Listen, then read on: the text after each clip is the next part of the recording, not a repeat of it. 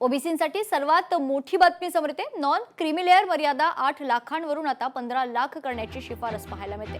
मुख्यमंत्री देवेंद्र फडणवीस यांच्यासोबत लवकरच बैठक होणार आहे।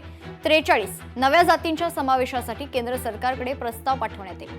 महसूल मंत्री चंद्रशेखर बावनकुळे यांच्या अध्यक्षतेखाली उपसमिती बैठक घेणार आहे। जात पडताळणीच्या प्रलंबित प्रकरणांवर तातडीने निर्णयाचे निर्देश पाहायला मिळतात। ओबीसी विद्यार्थ्यांच्या शैक्षणिक सवलतींवरही चर्चा होणार असून चुकीच्या लाभार्थ्यांना प्रमाणपत्र वाटप रोखण्याच्या सूचना देण्यात आल्या। 10 जिल्ह्यात वसतिगृह आणि कार्यालयांसाठी जागा उपलब्ध करण्याचा निर्णय घेण्यात आला।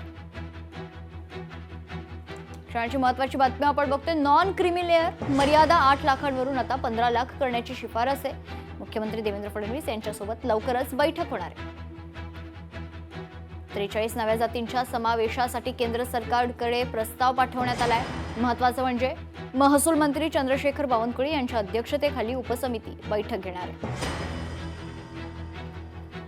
या संदर्भात सविस्तर चर्चा करण्यासाठी आपल्यासोबत ओबीसीचे खरं तर प्रमुख नेते लक्ष्मण हाकेजी जोडले जातील। लक्ष्मणजी, महत्त्वाची बातमी समोर येते।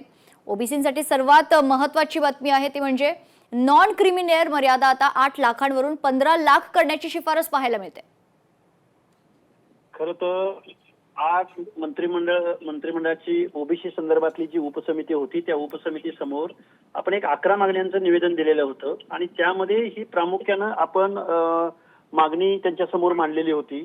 खरं तर आपल्याला ज्यावेळी आपण इन्कम टॅक्स रिटर्न्स भरतो तिथला स्लॅब हा 12 लाखाचा आहे, पण ओबीसींना 8 लाखाचा क्रिमिलेअरचा स्लॅब हा कसा असू शकतो या संदर्भात आम्ही मंत्रिमंडळाच्या उपसमितीसमोर हा प्रश्न मांडला आणि मंत्रिमंडळाच्या उपसमितीनं हा क्रिमिलेअरची अट ही 8 लाखावरून 15 लाखापर्यंत घेण्याचा निर्णय घेतलेला आहे। त्याच्यावरती आमची चर्चा पण झाली।